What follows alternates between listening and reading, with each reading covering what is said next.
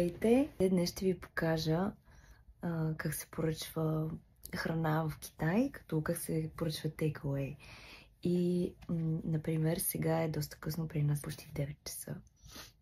Обаче ми се ядем си сладолед. И преди малко си поръчах от китайското приложение сладолед от едно място, където го правят с монголско мляко. Ми е много вкусно. И сега съм го поръчала и ето тук на телефона си ми показва кога, след колко време ще дойде, за да ходя да го взема. И ще отидем заедно да го вземем. Пише още няколко минути. И тук се вижда човека, който сега отива към ресторанта да вземе моя сладолед. И сега ще изчакам 20 минути и след малко ще отидем да го вземем.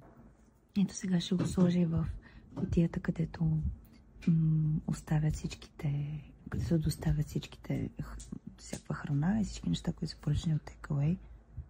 И ние ще отидем после там. Ето той го сложи. И сега ще отидем до там да го вземем.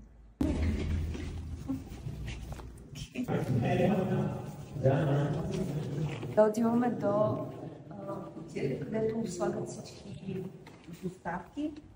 Да, също ще им вземем сладоледа. И ето това е кутията. Изглежда по този начин. И може с телефона да сканираме този код тук. И по този начин вратата ще се отвори заедно с номер на телефона ми, където е поръчката.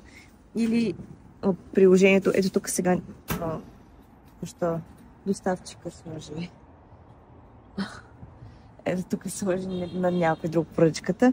И сега с приложението на телефона сега ще го натисна и номер 10 ще се отвори, което е много яко. Окей, натискам го.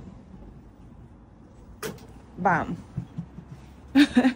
Проблем е, ако го объркаш и отидеш на друго място и натиснеш копчето и не се отвори там, и тогава вече е сложно. Ето това е сладоледа. И сега ще ходим да го ядем. Много е лесно. Супер лесно и е супер удобно. И няма нужда да...